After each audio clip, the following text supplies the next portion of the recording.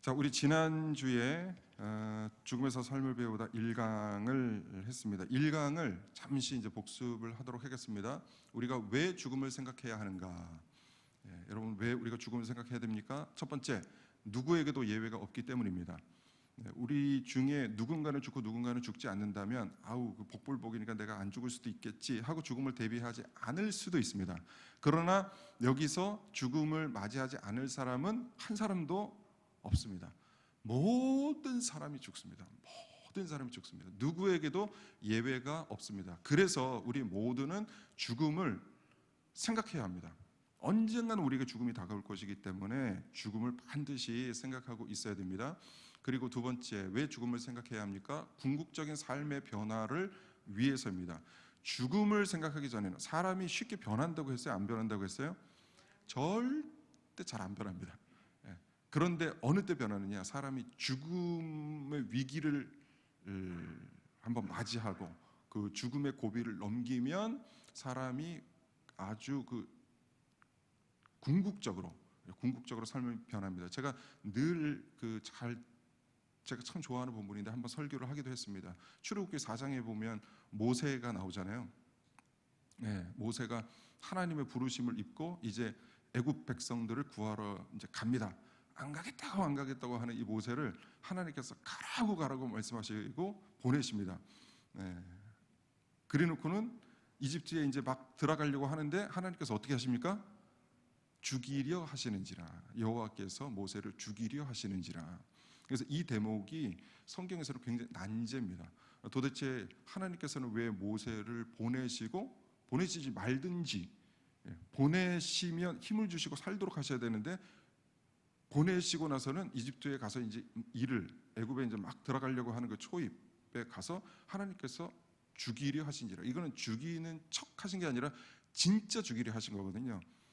도대체 왜 하나님은 모세를 보내놓고 사명을 주시고 죽이려 하셨을까? 제가 지난번에 한번 설교를 했는데 혹시 기억이 나십니까? 모세를 죽이려 하심은 모세를 죽이기 위함이 아니라 모세를 사명자로 만들기 위해서입니다. 사람이 이 죽음의 고비를 한번 넘어가지 아니하면 계속해서 그 사람은 이렇게 생에 집착을 하게 되어 있습니다. 자기 목숨을 구하게 되어 있습니다. 생의 집착. 근데 이 생의 집착을 벗어던지지 않으면 큰 대업을 이루지 못합니다. 그러니까 모세가 얼마나 위대한 일을 해야 됩니까? 앞으로 이 100만 명이나 되는 이 이스라엘 백성들을 데리고 이집트에서 이제 나와야 되는데 이 엄청난 이 구속사적으로도 이 엄청난 사건을 모세가 해야 되는데 모세가 자기의 생명을 구걸하는 사람으로서는 이 일을 감당 못하는 거예요. 그래서 하나님께서 일단 치십니다. 그래서 죽이려 하시는지라. 이 모세가 거기서 죽음의 그림자를 보죠. 이제 죽는구나. 내가 이렇게 해서 죽는구나. 실제로 모세는 그렇게 느꼈을 것입니다. 이 죽음의 공포를 느꼈을 것입니다. 그리고 하나님께서 거기서 어떻게 하십니까? 살려주시죠. 시보라가 아들 포피를 베서 당신은 나의 무슨 남편이요? 다 아시는군요. 할렐루야. 이렇게 피난편이요. 피난편이요가 무슨 뜻이라고 했죠? 당신은 나를 이렇게 끝까지 그 피를 보게 하는 남편이군요. 이런 뜻이 아니라 이 피를 통해서 이 피는 생명이거든요. 그 생명, 당신은 나의 생명 같은 남편이에요. 이런 뜻입니다. 이렇게 받아들이셔야 은혜가 됩니다. 남편을 보고 끝까지 나를 이렇게 고생시키는 사람이군요. 이렇게 해석은 여러 가지인데 우리가 그것을 무엇을 취하느냐는 또 우리가 은혜에 따라서 이제 취하면 되는데 이것은 당신은 나의 생명 같은 남편이에요 하면서 그것을 딱 됐을 때 죽음의 그림자 여호와께서 모세를 살려주시죠. 그때 이제 모세가 각성을 하는 거예요. 한 번 사는 인생, 죽었다 살아난 인생, 이제는 이 목숨이 아깝습니까? 안 아깝습니까? 안 아까워진 거예요. 그때는 이제 물불 안 가리고 이제 주님의 사역을 하는 거예요. 그래서 많은 주의 종들이 한 번씩 하나님께서 이런 과정을 겪게 하시기도 합니다. 이렇게 죽을 것 같은 고통으로 탁 몰아 넣었다가 살려주시죠. 그러면 삶이 바뀝니다. 용기가 바뀌고 사역자의 태도가 바뀝니다. 그게 이제 잠시 후에 두 번째 이제 화면에 나오는 그 정종특 목사님 얘기할 때 다시 한번 하겠습니다. 세 번째, 왜 죽음을 생각해야 되느냐? 초월을 향한 문을 열기 위해서입니다. 죽음을 인식할 때 사람은 죽음 뒤에 무엇이 있을까? 죽음 뒤에 무엇이 있을까를 생각하게 됩니다. 그래서 초월, 우리가 가보지 않은 그 초월의 문이 열리는데 뭘 통해서 열리느냐? 죽음을 인식할 때, 죽음을 깊이 상고할 때, 죽음을 느낄 때, 그때 이제 초월의 문이 열립니다. 그러면서 신앙이 그때 폭발적으로 성장을 하죠. 그래서 저도 믿음 생활을 잘 해오다가 제가 모태신앙이에요. 근데 모태신앙이 얼마나 답답한지 모르시죠? 모태신앙이 은혜 못 받으면 진짜 못한 신앙이에요. 아무것도 못한다 해가지고 모태신앙이거든요. 근데 진짜 저는 그걸 느꼈어요. 너무 습관적으로 어릴 때부터 이게 너무 익숙한 거예요. 그러다 보니까 오히려 모태신앙보다는 뒤늦게 예수님을 믿어서 뜨겁게 신앙생활을 하는 사람들이 너무 좋아 보이는 거예요. 나도 저런 체험이 있었으면 좋겠다 이렇게 생각할 정도로 모태신앙이 어찌 보면 힘이 없는 그런 신앙인데 한번 은혜를 이렇게 탁 받아버리니까 이때 하나님께서 이제 죽을 것 같은 저에게 공포를 한번 주셨어요. 그래서 진짜로 죽은 건 아닌데 정말 죽을 것 같은. 그래서 그 경험을 통해서 사람이 살아가는 것이 이게 다가 아니구나. 내가 진정으로 추구할 것이 무엇이고 내가 붙잡아야 될 것이 무엇이고 예수님을 붙잡아야 사는구나. 그때 그것을 이제 각성하게 되죠. 그래서 예수님을 그때 꼭 붙잡았던 것 같아요. 지난 1강 때 제가 말씀을 드렸는데 다시 하자니 시간이 너무 장황하게 또 길어서 예수님을 진짜 꼭 붙들었어요. 그래서 하나님께서 그 위기를 넘겨주시고 그때부터는 이 죽음의 공포, 그림자를 한번 맛보니까 그때부터 신앙이 막 폭발적으로 성장합니다. 폭발적으로. 그래서 죽음을 왜 생각해야 되냐? 하나님께서 왜 죽음을 맛보게 하시느냐? 우리의 신앙을 폭발적으로 성장시키시기 위해서, 사명을 주시기 위해서 그렇게 하시는 경우가 많습니다. 장종택 목사님 영상 한번 다 보십시오라고 이렇게 말씀을 드렸는데 혹시 체크는 안 하도록 하겠습니다. 이 장종택 목사님 유튜브에 장종택 목사 이렇게 치면 이 영상이 여러 가지가 나옵니다. 그 중에 아무 영상이나 내용은 비슷합니다. 한번 쭉 보시면 이 목사님이 하나님께서 사명을 주시고 목회를 하는데 그저 그런 목회를 하는 거예요. 이렇게 제대로 목회 생활을 잘 못했어요. 그러다가 딸이 죽음의 위기를 겪는데 이 딸이 굉장히 극심한 또 아픔 또 병으로 이제 거의 죽어가는 거예요. 그것을 보고 케어하면서 이 장종택 목사님이 이 죽음을 인식하는 거죠. 그러면서 이제 하나님께서 이분을 이제 폭발적으로 성장시키시고 또 귀하게 사용을 하십니다. 꼭 영상물을 한번 보시기 바랍니다.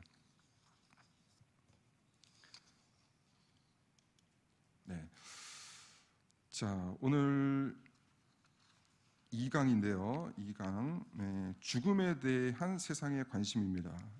세상에는 이 죽음에 대해서 관심이 얼마나 많은지 모릅니다. 우리 기독교인들만 죽음에 관심이 있는 것이 아니라 세상 사람들도 죽음에 관심이 많습니다. 죽음에 대한 책이 쏟아져 나오고 있습니다. 저런 책이 다 이제 죽음에 관한 책인데 저걸 제가 뭐 선별하려고 선별한 것이 아니라 이제 인터넷에서 죽음 도서 이렇게 딱 치면은 정말 수없이 많은 책들이 쏟아집니다. 많습니다. 뭐 죽음의 수용소, 이만하면 괜찮은 죽음, 죽음 준비 교육, 죽음을 배우는 시간. 여기 책 제목입니다. 죽음에 관하여. 어떤 죽음이 삶에 말했다.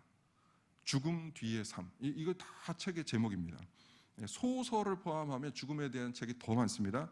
이만하면 괜찮은 죽음. 이게 소설 제목인데 죽음의 미학, 죽음 에티켓, 죽음의 모범, 죽음 앞에서 선택한 완벽한 삶. 이게 다 죽음과 관련한 소설입니다. 그러니까 죽음과 관련한 책이 우리가 안 봐서 그렇지 시중에 죽음과 관련한 책이 어마어마하게 많습니다. 그것은 세상 사람들도 죽음에 대해서 지대한 관심을 갖고 있다는 뜻입니다.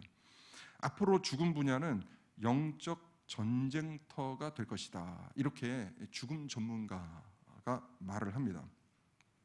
지난주에 그 황병환 목사님 제가 소개를 해드렸었는데, 앞으로 죽음에 대한 이론들이 더욱 치열해지고 이런저런 주장들이 난무할 것이다. 이렇게 말을 합니다. 그도 그럴 수밖에 없는 것이, 죽음은 우리 모든 사람들이 경험해야 되는데 죽음에 대한 정답을 알려줄 수 있는, 그러니까 기독교 외에 죽음에 대해서 정답을 알려줄 수 있는 사람이 있을까요, 없을까요? 없죠. 100이면 100 다른 소리 해도 누가 뭐라고 할 수가 없어요. 나는 이렇게 생각한다, 죽음에 대해서. 나는 이렇게 생각한다, 주장을 하는데 그거 누가 뭐라고 할 수 없어요. 왜냐하면 여기는 정답을 찾을 수가 없기 때문에. 죽음을 완전히 경험하고 그것을 뭐 정답처럼 갖고 있는 사람이 이 세상에 아무도 없기 때문에 죽음은 영적 전쟁터입니다. 내가 말하면 다 진리예요. 내가 주장하면 진리가 되는 그런 영역입니다. 그래서 죽음에 대해서 종교든 철학이든 과학이든 모두 각기 주장하고 싶은 것을 주장합니다. 너무너무 다른 주장을 합니다. 그래서 더 혼란한 시대죠. 죽음에 대해서 너무너무 많은 주장들이 나오고 있기 때문에 아주 혼란한 시대입니다. 죽음 인문학, 죽음에서 삶을 배우다라는 책을 쓴, 좀 전에도 제가 이름을 거명했는데 황명환 목사님은 이런 말씀을 합니다. 앞으로 전도할 때 예수 믿고 복 받으세요라고 이렇게 접근을 하면 사람들이 잘 듣지 않을 것이다, 이렇게 얘기를 합니다. 왜냐하면 예전에 개인이 어렵고 국가가 살기 어려웠던 시절에는 복이라는 말만 들어도 사람들이 복을 너무 좋아했습니다. 그래서 예수 믿으면 복 받아라고 얘기하면 그래? 나도 복 받고 싶어 하고 이 교회에 대해서, 복음에 대해서 관심을 가졌는데, 요즘에는 전반적으로 너무 다 잘 사는 시대가 됐어요. 이 나라도 잘 살고 개인도 잘 살고. 그래서 교회 오면 복 받아라고 얘기하면 나 지금도 괜찮아, 지금도 복 받은 것 같아, 더 안 받아도 돼, 이렇게 얘기를 해가지고 더 이상은 복으로 전도하는 시대는 지났다라고 말씀을 합니다. 그 대신 이제는 복이 아니라 죽음이 전도의 접촉점이 될 것이다 라고 말합니다. 죽음은 여전히 우리에게 가장 강력한 두려움의 대상이기 때문에 그렇습니다. 인간이 해결하기를 간절하게 바라는 영역이기 때문에 그렇습니다. 그래서 그리스도인들은 죽음에 대해서 정확한 가치관을 세워놓아야 하는데, 이렇게 죽음에 대해서 정확한 가치관을 세워놓는 것이 그리스도 개개인에게 굉장한 힘이 되고, 전도할 때, 다른 생명을 구할 때도 아주 기묘하게 사용이 될 수도 있습니다. 그래서 이 죽음에 대한 개념, 이 죽음을 잘 연구하고 또 가치관을 갖고 있어야 됩니다. 기독교는 죽음을 이렇게 말한다, 이것만 갖고 있어도 이게 전도의 접촉점이 된다는 거예요. 예수 믿으면 복 받아, 이게 이제는 안 먹히는 시대고, 기독교는 죽음을 이렇게 정의한다, 나는 기독교를 죽음을 이렇게 믿는다라고 확신 있게 말할 수 있는 것이 이제 앞으로는 전도의 접촉점이 될 것이다 라고 말합니다. 그러기 위해서 우리는 이제 죽음에 대해서 하나하나씩 공부할 텐데, 성경 안에서의 죽음을 먼저 살펴보겠습니다. 성경 안에서의 죽음. 인간은 어떤 존재입니까? 창세기 1장 26, 27절. 그 PPT 화면이 작아가지고 잘 보이실지 모르겠어요. 한번 같이 읽어볼까요? 창세기 1장 26절, 27절 시작. 다시 시작. 여호와 하나님이 흙으로 사람을 지으시고 생기를 그 코에 불어넣으시니 사람이 생명이 된지라. 네, 하나님께서 하나님의 형상대로 흙으로 인간을 창조하시고 그 코에 생기를 하고 부심으로 이제 생명이 된 거예요. 육체와 영혼을 갖는 생명이 된 것입니다. 인간의 구성 요소가 그래서 흙과 하나님의 생기입니다. 인간의 두 요소가 흙과 생기입니다. 그래서 이 두 요소를 다 살펴봐야 합니다. 첫 번째 요소 흙, 두 번째 요소 생기. 그런데 흙 첫 번째 요소에만 너무 관심을 갖고 있잖아요. 그러면 우리는 무신론적인 존재가 됩니다. 무신론적인 존재라는 것은 뭐냐면 하나님은 없어, 신은 없어, 눈에 보이는 것만을 인식하는, 그리고 믿는 그런 존재가 되는 것이죠. 반대로 초월적인 생기에만 관심을 가지면 범신론적 존재가 된다라고 얘기합니다. 이 범신론적 존재는 뭐냐 하면 자연 전체, 우주 전체를 다 신으로 여기는 거예요. 자연, 풀, 나무, 이 모든 것들 위에 이런 것들이 다 신이라는 거예요. 이 범신론, 범신론이라는 뜻입니다. 그래서 흙과 생기 이 두 요소를 잘 우리가 이해를 하고 있어야지 한쪽으로만 쏠리면 무신론이 된다거나 범신론이 된다거나 이제 잘못되는 것이죠. 성경은 하나님이 세상과 인간을 창조하셨고 인간이 어떤 존재인지, 죽음이 무엇인지, 죽으면 어떻게 되는지, 구원의 방법은 무엇인지 정확하게 설명을 해두고 계십니다. 성경의 첫 책인 창세기부터 요한계시록까지 생명과 죽음, 그 해결책에 대해서 성경은 정확하게 명확하게 말씀을 하고 계시죠. 하지만 인간은 하나님 안에서, 하나님의 말씀 안에서 죽음을 정의하기보다는 자기 나름대로, 인간의 소견대로 죽음을 정의하려고 노력했습니다. 하나님 외에 인간 스스로 죽음을 정의하려고 노력을 했습니다. 그래서 인간은 하나님 외에 인간 나름대로 죽음에 대한 해결책을 나름대로는 마련했습니다. 그게 뭐냐 하면 어니스트 베커가 말합니다. 우리 같이 한번 읽어볼까요? 시작. 인간은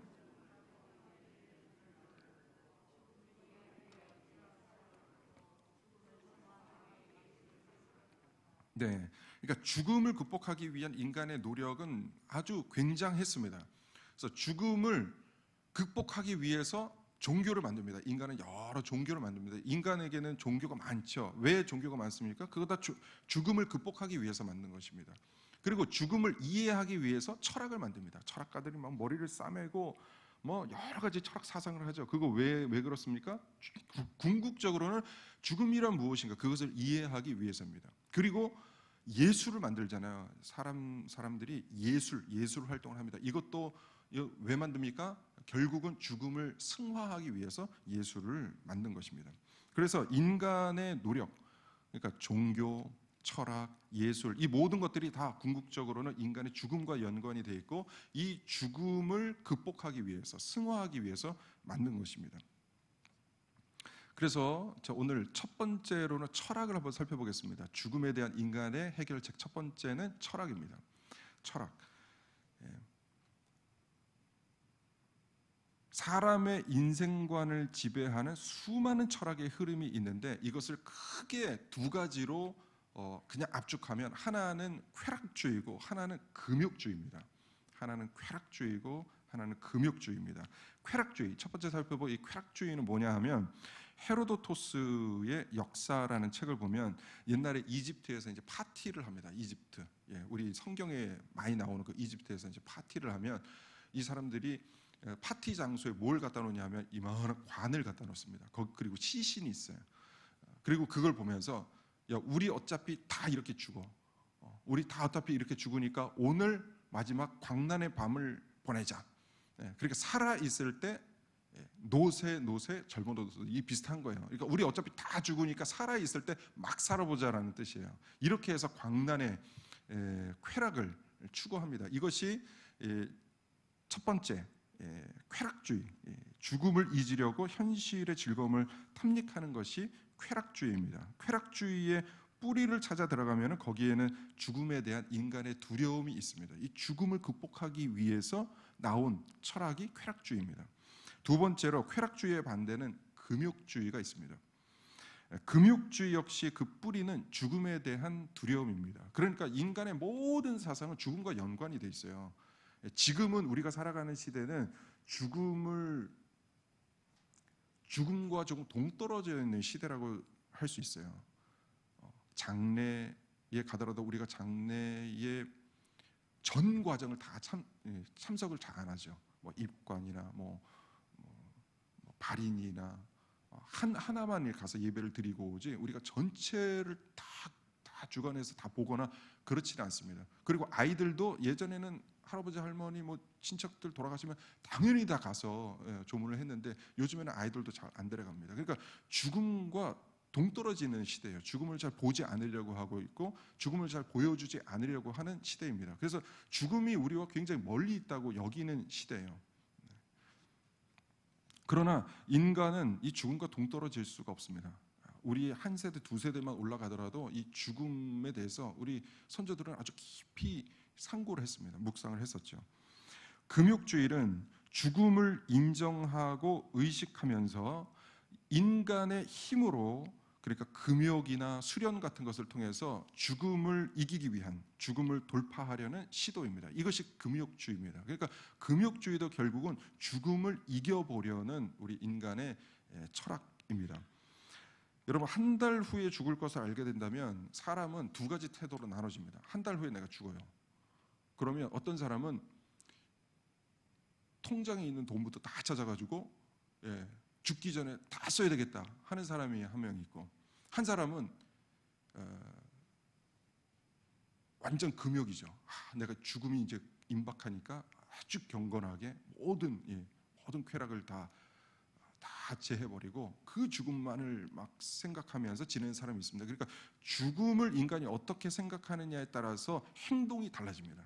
쾌락주의로 갈 수도 있고 금욕주의로 갈 수 있고, 그러니까 기준이 인간이 죽음을 어떻게 생각하느냐입니다. 세 번째는 실존주의인데요. 죽음과 관련해서 생각해 보지 않을 수 없는 철학 사조가 있는데 이게 실존주의입니다. 실존주의가 뭐냐 하면 누구에게나 해당되는 객관적인 진리가 아니라 특정 상황에 있는 각 개인의 주체적인 진리에 주목을 하는 것입니다. 좀 말이 어렵죠. 그러니까 실존주의는 객관적인 진리, 누구에게나 적용되는 객관적인 진리가 아니라 각 개인의 주체적인 진리에 주목하는 것입니다. 개인이 생각하는 것이 중요하다는 것입니다. 그래서 실존주의 철학자들은 죽음에 대해서도 자신의 주체적인 생각, 주체적인 자세를 강조합니다. 죽음이 인간의 실존이라면, 즉 어떤 인간이라도 죽음을 피해갈 수 없다면 인간 스스로 그 죽음을 의식적으로, 능동적으로 맞이해야 된다라고 주장했던 사람들이 실존주의입니다. 그러니까 그냥 살다가 죽음을 경험하는 것, 이것을 가장 비겁한 죽음이라고 생각을 했습니다. 그러니까 죽음이 어차피 우리에게 다가오는데 그렇다면 우리가 더 능동적으로 죽음을 선택할 수도 있어야 되지 않느냐, 이렇게 주장을 한 사람들이 실존주의고, 대표적인 학자가 프리드리히 니체입니다. 이 니체는 죽음에 맞선 철학자입니다. 좀 전에도 제가 말씀드렸지만 자연적인 죽음을 비겁자의 죽음으로 봤습니다. 그냥 살다가 죽는다, 이거 제일 비겁한 사람이다. 그러니까 죽음에 대해서 생각하고 죽음을 주체적으로 맞이해야 된다라고 생각한 사람이 저 니체입니다. 콧수염이 머리털만큼 나 있는 이 니체인데, 어찌 보면 참 멋있어 보이죠. 막 죽음까지도, 인간이 가장 두려워하는, 다른 사람들은 다 죽음 앞에서 부들부들 떠는데 아니다, 죽음 앞에서 당당히 맞서야 된다라고 얘기하니까 굉장히 멋있다라고 생각할 수 있는데, 이 니체가 어떻게 죽었냐 하면 35세라는 젊은 나이에 건강이 나빠져서 요양생활을 했고, 마지막 10년은 이탈리아 토리노에 있는 한 정신병원에서 힘들게 살다가 50대 중반에 나이로 죽습니다. 그러니까 죽음 앞에서 막 당당하려고 했는데 너무너무 비참한 죽음을 맞게 됐습니다. 그러니까 죽음 앞에서 이렇게 교만하면 안 됩니다. 우리가 마치 인간이 죽음을 완전히 정복한 사람처럼, 정복한 존재처럼 이렇게 교만해서는 안 됩니다. 이런 사람의 최후의 말로가 니체입니다. 그래서 우리는 겸손해야 돼요. 죽음을 정복하신 분은 오직 한 분이시죠. 예수님만이 죽음을 정복하셨습니다. 우리 인간은 그리스도인들이라도 죽음을 두려워하게 되어 있습니다. 지난 1강 혹시 기억나실지 모르겠는데 욥도 죽음을 두려워했고 다윗도 죽음 앞에서 두려워서 떨었다고 얘기를 하잖아요. 그러니까 죽음은 인간에게는 가장 크나큰 공포입니다. 교만하면 안 되죠. 자, 이렇게 인간은 철학을 통해서 죽음을 한번 넘어보려고 노력을 했는데 결국은 넘습니까? 못 넘습니까? 넘지를 못합니다. 자, 현대 과학입니다. 인간이 죽음을 이기기 위한 두 번째 이제 노력, 현대 과학인데요. 오늘날 우리가 살아가는 현대 시대의 신의 영역에, 괜찮습니다. 우리 컨셉 천천히 끄셔도 됩니다. 오늘날 우리가 살아가는 현대 시대의 신의 영역에 강력하게 도전장을 내미는 분야가 있는데 그게 과학입니다. 과학. 현대인들은 죽음 역시 과학의 힘으로 해결할 수 있지 않을까 이렇게 기대를 합니다. 레이 커즈와일이라는 이 과학자가 이렇게 말합니다. 과학의 목적은 죽음을 격파하는 것이다. 과학의 목적은 죽음을 격파하는 것이다. 과학은 인간을 풍요롭게 사는 것을 목적으로 하는 것이 아니라 과학의 궁극적인 목적은 뭐냐? 죽음을 격파하는 거라고 얘기를 합니다. 페이팔이라는 그 회사를 창립한 피터 틸이라는 사람이 있는데 영원히 사는 것이 내 인생의 목표라고 선언합니다. 그러니까 현대 인류의 최고 관심사는 이제는 먹고 사는 게 아닙니다. 영원히 사는 것이 목표입니다. 그리고 구글은 다들 많이 아실 텐데 구글의 자회사인데요. 칼리코라는 회사가 있습니다. 구글이 2013년 9월부터 이 자회사를 설립했는데 이 기업의 목표가 뭐냐면 안티에이징입니다. 안티에이징. 늙는 것을 막아서 생명을 연장하는 것. 이게 이 회사의 목표입니다. 이 회사의 목표는 인간 수명을 500세까지로 연장하는 것입니다. 지금 우리가 살고 있는 이 과학 시대가 이것을 위해서 이것을 목표로 노력하고 있습니다. 늙지 않도록, 죽지 않도록 영원한 생명을 갖기 위해서 그것을 목표로 지금 과학이 달려가고 있습니다.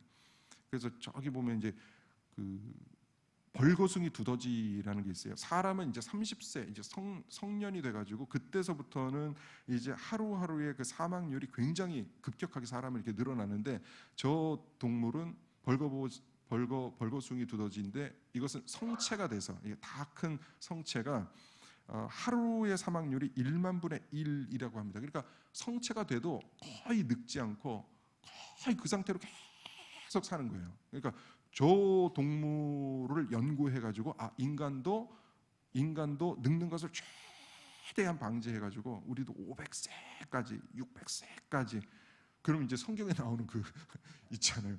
아담, 셋, 무드셀라 다시 이제 우리가 막 그렇게 살고자 하는 그걸 목표로 이제 과학계가 막 움직이고 있습니다.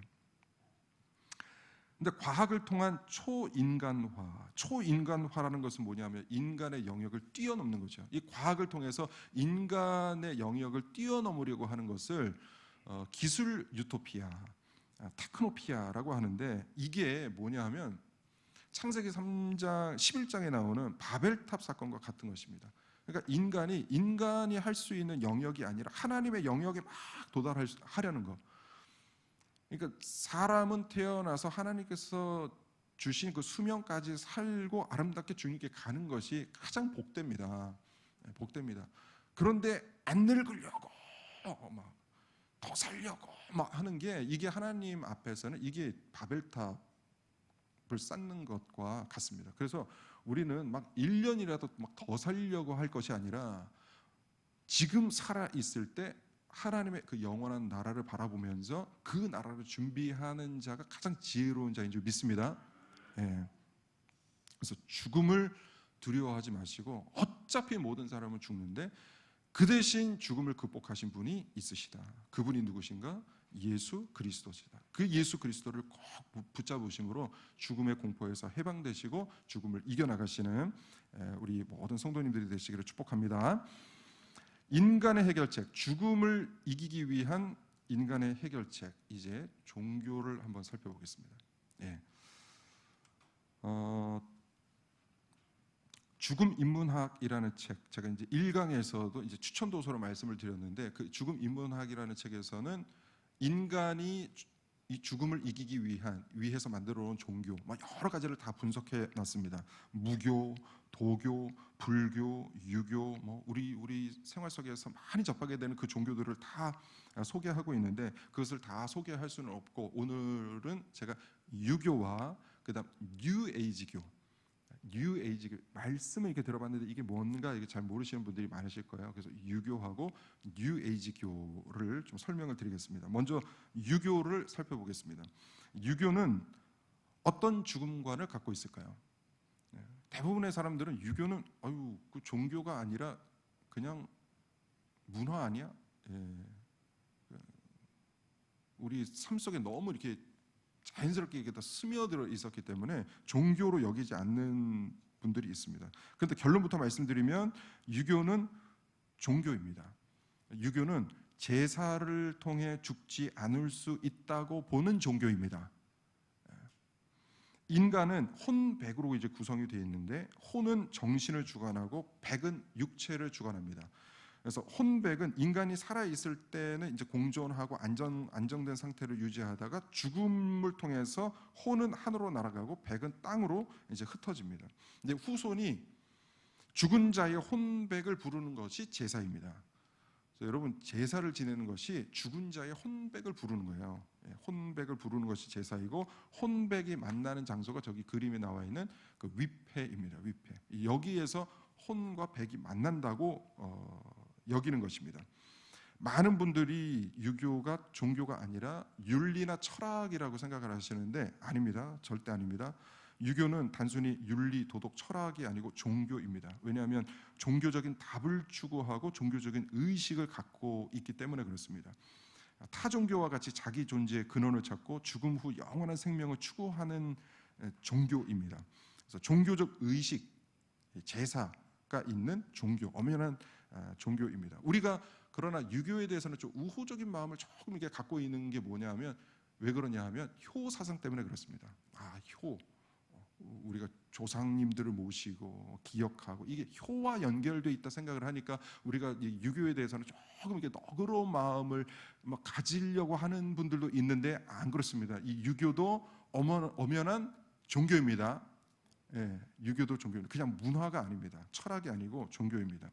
유교는 간접 영생법, 그러니까 영원히 사는데 간접 영생법, 직접 영생법, 우리가 직접 계속해서 영원히 사는 것이 아니라 간접 영생법을 추구합니다. 이게 뭐냐 하면 나의 자손을 통해서, 자식을 통해서, 손자를 통해서, 그 또 밑에 손자를 통해서 우리의 생명이 계속해서 연장된다라고 생각을 하는 간접 영생법을 갖고 있습니다. 후손들로 하여금 주기적으로 부모와 조상을 기억하게 함으로써 이제 본인들이 영원히 기억되고 싶은 인간의 욕망을 추구하는 것이죠. 그런데 여러분, 유교 제사에서 몇 대까지 제사 지냅니까?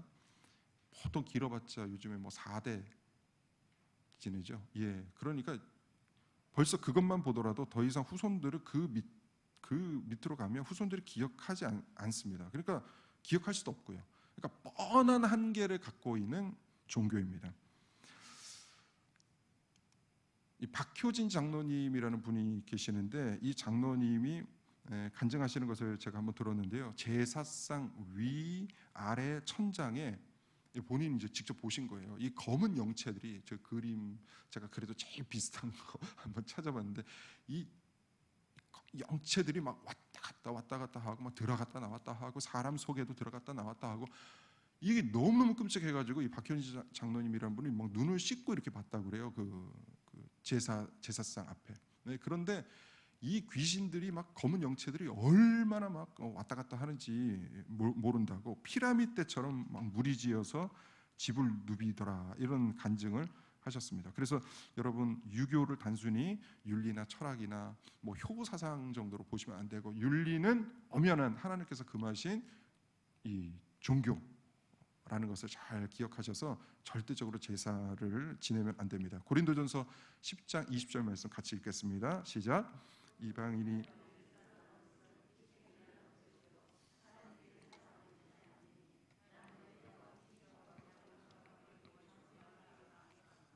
네, 아멘.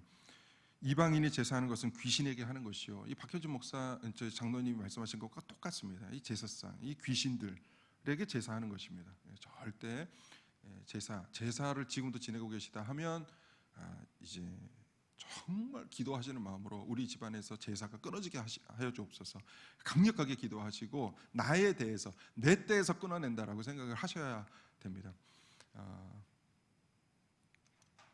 자, 이제 종교 두 번째를 설명드리겠습니다. 뉴 에이지교. 이것은 이제 젊은 사람들이 들으면 조금 더 이렇게 도움이 될 만한데, 우리 어르신들도 한번 이렇게 들어보실만 할 겁니다. 이 뉴 에이지의 정식 명칭은 뉴 에이지 무브먼트입니다. 뉴 에이지 무브먼트. 그러니까 뉴 에이지 교라고 자기들은 부르지 않습니다. 왜냐하면 이것을 종교라고 말하는 순간에 사람들이 이렇게 거부감이 있기 때문에 사람들에게 거부감 없이 다가가기 위해서는 그냥 운동이라는 말을 씁니다. 그래서 뉴 에이지 무브먼트, 뉴 에이지 운동이라고 부릅니다. 그래서 사람들로 하여금 경계심을 늦추게 하는 것이죠. 이 뉴에이지 활동은 1875년 뉴욕의 헬레나 블라바키츠라는 사람이 창설을 했습니다. 이분이 이걸 이렇게 주장해요. 저 이렇게 별자리를 이렇게 보면 전 세계가 이제 뉴에이지 시대를 맞았다. 새로운 시대를 맞았다라고 얘기를 합니다. 그래서 인간이 스스로 주인이 되어서 새 시대를 만들어가야 된다라고 주장을 합니다. 이게 뭐냐면 그 점성학인데 저 보면 그 물고기좌 왼쪽에 있는 물고기좌에서 오른쪽 물병좌로 이제 2000년대에 태양의 춘분점이 이렇게 별자리가 이렇게 완전 바뀌었대요. 태양의 춘분점이 이 물고기자에서 물병자로 이렇게 딱 바뀌는 시점이 있었습니다. 그래서 이 물고기가 여러분 뭡니까? 그 초대교회의 기독교를 뜻하는 거잖아요. 그러니까 기독교의 시대가 끝나고 새로운 시대, 물병자, 새로운 시대가 도래했다라고 주장을 하면서 이제는 기독교의 모든 것을 끊어내고 이제 새로운 시대, 뉴 에이지, 새로운 시대가 왔다라고 주장을 하는 것이죠. 그런데 이게 알게 모르게 이게 서양에서는 이게 엄청나게 이게 운동이기 때문에 뉴에이지 운동이 엄청나게 퍼져가고 있습니다.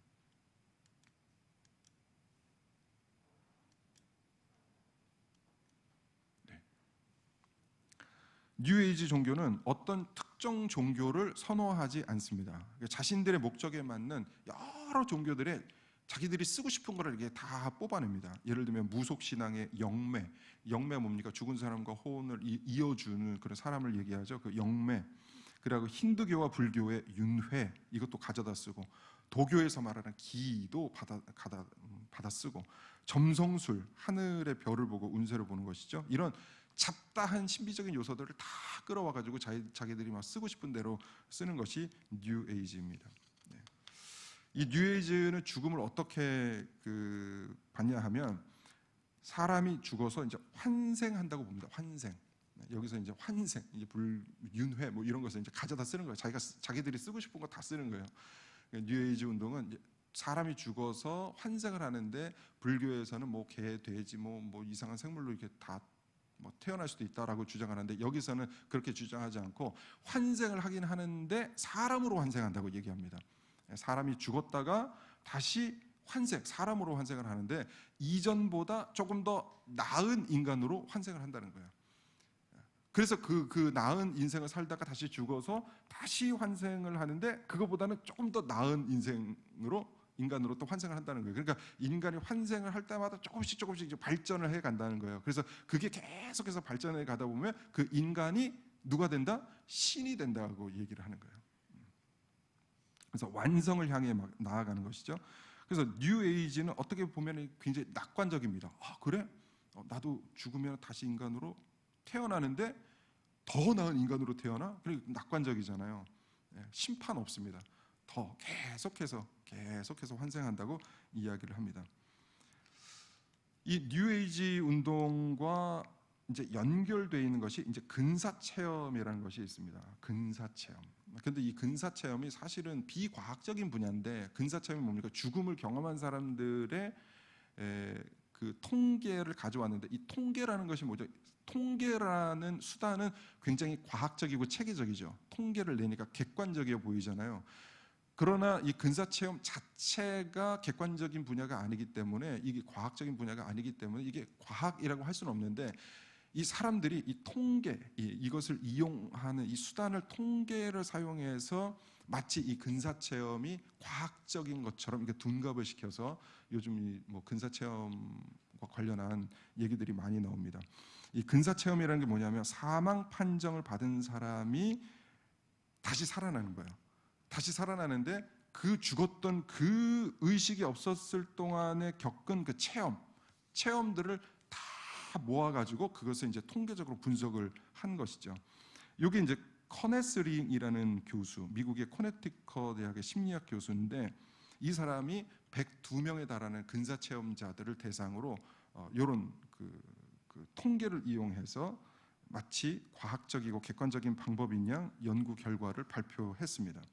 그래서 죽은 사람들이 경험했던 체험들을 이렇게 다 이렇게 모아 보니까 공통적으로 이제 5가지가 있다, 5단계가 있다고 그래요. 그 5단계가 핵심 체험이라고 하는데 이게 코어 핵심 체험입니다.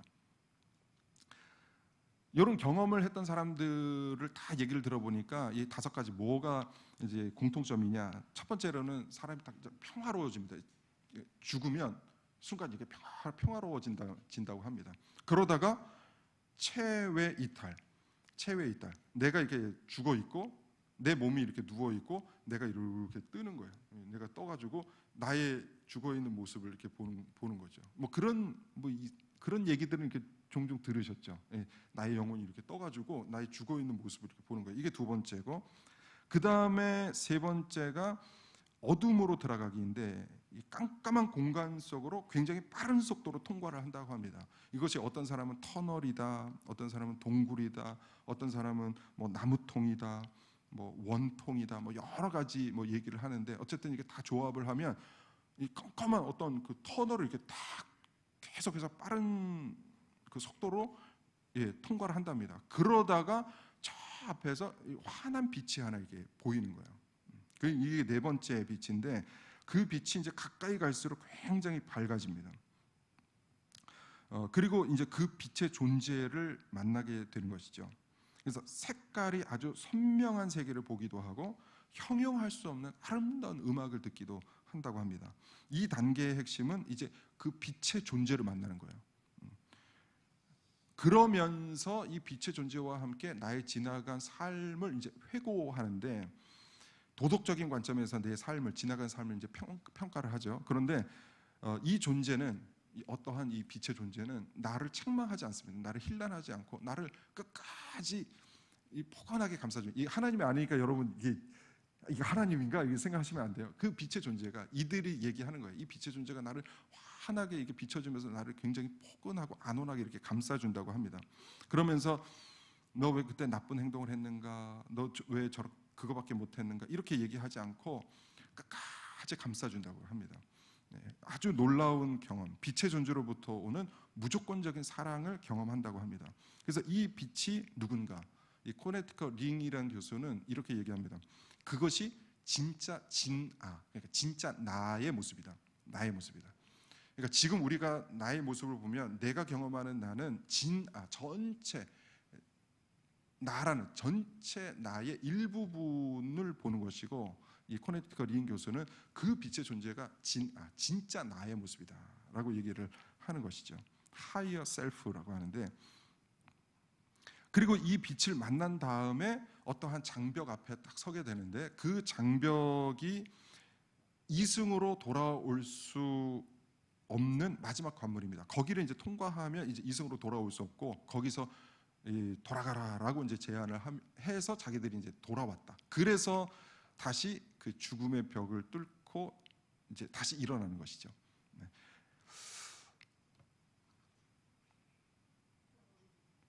네.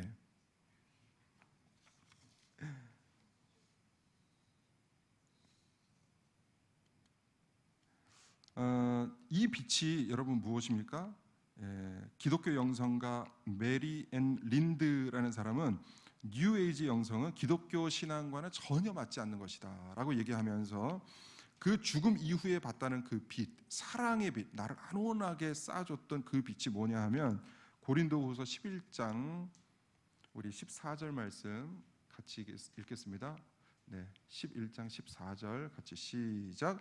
이것은 이상한 일이 아니니라. 사탄도 자기를 광명의 천사로 가장하나니 사탄이 우리에게 다시 한번 읽겠습니다. 시작. 이것은 이상한 일이 아니니라. 사탄도 자기를 광명의 천사로 가장하나니. 고린도후서 말씀도 읽겠습니다. 시작.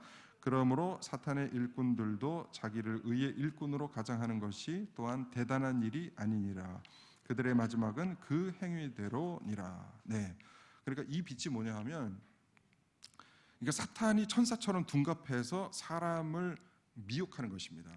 여러분, 사탄이 그냥 검은 망토를 입고 막 뿔 달고 우리에게 나타나는 것이 아닙니다. 막 이렇게 나를 이 포근하게 감싸주던 그 광명의 어떤 그 빛처럼 이렇게 나를 감싸주는 형태로 나타날 수 있다는 것입니다. 그래서 우리가 이런 근사체험, 이것이 진짜 무슨 하나님인가, 하나님을 만나는 길인가, 천국으로 가는 통로인가, 이렇게 생각을 하시면 안 되고, 여기서 절대 속으면 안 됩니다.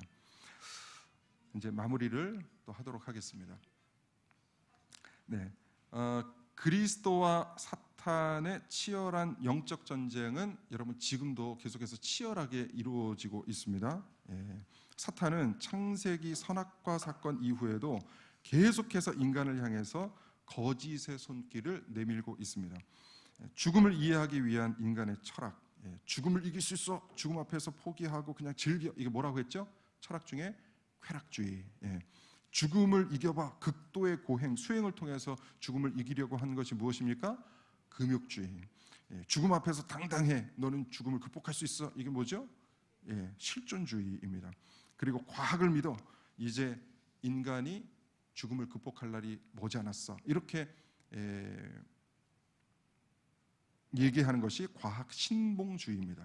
그리고 죽음을 극복하기 위한 인간의 종교들, 유교, 뉴에이지교, 이 두 가지를 살펴봤는데, 이 외에도 수많은 인간의 종교들, 이제는 이 뉴에이지에서 이제 과학적인 것인 것처럼 이제 가장을 해서 우리 이제 젊은이들, 또 우리들에게 다가와서 우리를 미혹해 하는 시대가 됐습니다. 그래서 우리가 살고 있는 이 시대는 이와 같은 치열한 영적 전쟁터입니다. 앞으로는 죽음과 관련해서 지금 우리에게 온 것보다 더 많은 사상들이 난무할 것입니다.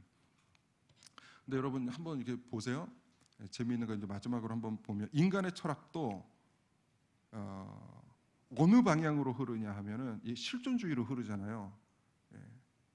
그러니까 인간을 하나님의 자리에 놓는 거예요. 철학의 흐름도 이렇게 쭉 보면, 인간을 하나님의 자리에 놓으려고 하고 있고, 또 종교도 처음에는 하나님 자리에 다른 신들을 제시하다가 결국은 뉴에이지는 어느 쪽으로 갑니까?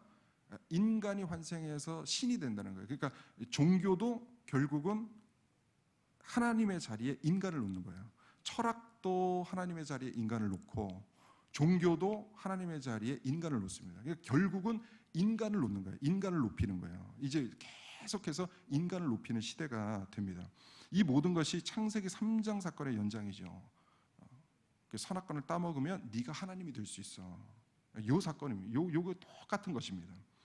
그래서 우리 주님이 오실 날이 멀지 않았습니다. 늘 신앙 안에서 깨어 있으시기를 기도합니다. 말씀에 깨어 있으시고, 또 기도에 깨어 있으시고, 또 여러 가지 종교가 있는데, 기독교라고 불리는 이 종교들 가운데서도 얼마나 이단 사상들이 많은지 모릅니다. 그런데 미혹돼서는 안 됩니다. 우리 기독교는 1700년 동안 이 장구한 역사 속에서 하나님께서 이 교리, 이 기독교 정통 교리를 세우셔서 우리가 지금 그 교리 위에서 신앙생활을 하고 있습니다. 그러니까 기독교 정통 교리에서 벗어나지 마시고, 이 안에서 하나님을 누리시고 하나님을 경배하시고 계속해서 이 안에서 신앙생활을 키워나가셔서 나의 신앙을 굳건히 하시고 우리 자녀들에게도 그 굳건한 신앙을 물려주시는 복된 인생들이 되시기를 주님의 이름으로 축복합니다. 아멘. 네, 이렇게 해서 2강 강의를 모두 마쳤습니다. 우리 찬송 우리 한 장 더 부르고 마치도록 하겠습니다.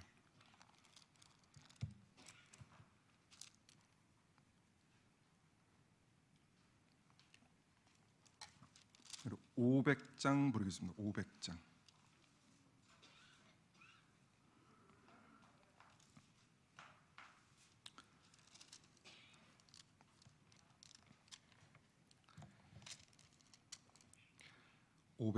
물 위에 생명줄 던지어라. 물 위에 생명줄 던지어라. 누가 저 형제를 구원하랴. 우리의 가까운 형제이니 이 생명줄 그 누가 던지려나. 생명줄 던져 생명줄 던져 물속에 빠져간다. 생명줄 던져 생명줄 던져 지금 곧 던지어라. 너 빨리 생명줄 던지어라. 형제여 너 어찌 지체하나. 보아라 저 형제 빠져간다. 이 구조선 타고서 속히 가라. 생명줄 던져 생명줄 던져 물속에 빠져간다. 생명줄 던져 생명줄 던져 지금 곧 던지어라. 넣어서 생명줄 던지어라. 저 형제 지쳐서 허덕인다.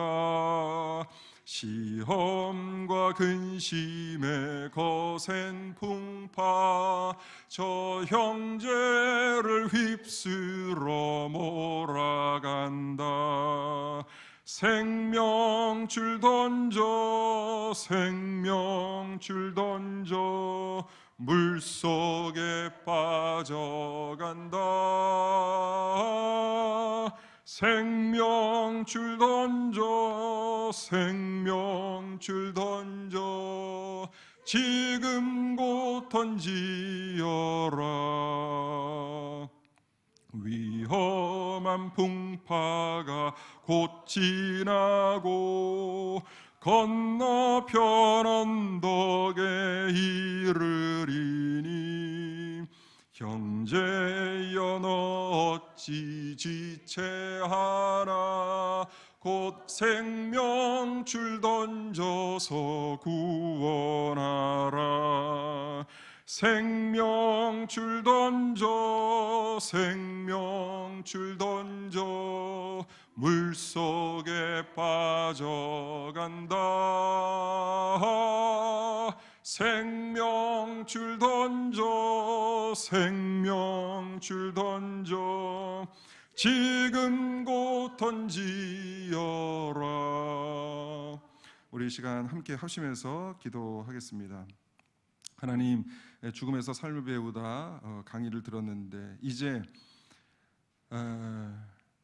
남은 시간, 이제 우리에게 죽음이 다가오고 주님을 배울 날이 점점 다가오는데 하나님, 주님께서 맡겨주신 이 남은 인생 동안에 붙잡아야 될 것을 붙잡고 우리 예수 그리스도를 온전히 붙잡고 이 세상에서 내가 놓아야 할 것을 과감하게 놓고 내려놓을 것을 내려놓는 인생 되게 하여 주시옵소서. 주님, 남은 인생 우리 주님께서 붙잡아 주셔서 복된 인생 되게 하시고 한 사람이라도 또 나를 통해서 구원받는 영혼이 있을 수 있도록 주님 저를 전도의 도구로, 복음의 도구로 사용하여 주시옵소서. 우리 다 같이 한 마음으로 기도하겠습니다. 사랑의 하나님, 감사합니다. 은혜를 베풀어 주시니 감사합니다. 하나님, 우리 강북선산교회 하나님의 귀한 우리 권사님들, 장로님들, 또 집사님들 함께 말씀을 나눌 수 있도록 은혜 베풀어 주시니 감사합니다. 하나님, 우리에게 이제 남은 시간이 또 각자에게 남은 시간이 있는데 하나님, 그 시간에 하나님 쓸데없는 것에 나의 시간과 정력을 소비하지 않게 하시고 붙잡아야 될 것을 강력하게 붙잡으며 살아갈 수 있도록 주님 인도하여 주옵소서. 우리 예수 그리스도만을 붙잡을 수 있도록 주님 인도하여 주시고 복음만을 붙잡을 수 있도록 주님 인도하여 주옵소서. 나에게 주신 이 모든 힘과 에너지 복음을 위해서 살게 하시고 예수 그리스도를 위해서 살 수 있도록 주님 인도하여 주옵소서. 그리하여 언젠가는 이 죽음 너머에 우리 주님을 만나 배울 날이 있을 터인데 주님을 만났을 때 부끄러워 숨는 자들 되지 않게 하시고 주님 앞에서 잘하였다 칭찬받는 우리 귀한 영혼들 될 수 있도록 하나님, 우리 권속들 될 수 있도록 주여 역사하여 주시옵소서. 하나님, 나를 통해서 우리 가정이 변화되길 원합니다. 우리의 자녀들이 변화되길 원합니다. 하나님, 우리에게 주신 귀한 사명, 우리 다음 세대를 잘 세워나갈 수 있는 아버지 믿음의 세대들이 될 수 있도록 주님 인도하여 주시고, 하나님 강력하게 기도함으로 우리 다음 세대가 살아날 수 있는 놀라운 역사가 있게 하여 주시옵소서. 하나님, 지금부터 이제 남은 시간, 남은 여생을 주님을 위해서 살겠습니다. 더욱더 집중하면서 살기를 원하오니 주님, 우리의 마음을 붙잡아 주시옵소서. 힘과 능력을 허락하여 주시옵소서. 함께하여 주옵소서. 사랑의 하나님, 감사합니다. 하나님, 죽음을 생각하게 하시니 감사합니다. 죽음 이후의 삶을 바라보게 하시니 감사합니다. 하나님, 우리에게 남은 여생, 각기 남은 시간이 있는데 그 시간에 붙들어야 할 것을 강력히 붙들게 하시고 놓아야 할 것을 강력하게 놓을 수 있는 지혜로운 자들 되게 하여 주시옵소서. 예수 그리스도를 붙잡게 하시고 복음을 붙잡게 하여 주시옵소서. 나에게 주신 이 모든 에너지, 힘과 능력을 복음을 위해 사용하게 하시고 예수 그리스도를 위해 사용할 수 있는 지혜로운 자 되게 하여 주시옵소서. 그리하여 저 천국에서 주님을 만나 뵈었을 때 잘하였다 칭찬받는 종들 다 되게 하여 주시옵소서. 이제 남은 시간에 한 사람이라도 나의 믿음, 나의 신앙을 통해서 한 사람의 영혼이라도 구원하길 원하오니 주님, 저를 복음의 통로요 전도의 통로로 사용하여 주시옵소서. 남은 시간에 더욱더 주님을 영화롭게 하는 귀하고 복된 아름다운 노년 인생이 될 수 있도록 주님 인도하여 주시옵소서. 감사와 영광 올려드립니다. 감사합니다. 예수님의 이름으로 기도 올리옵나이다. 아멘. 네, 우리 하나님께 영광의 박수 올려드리고 마무리하겠습니다. 네, 감사합니다.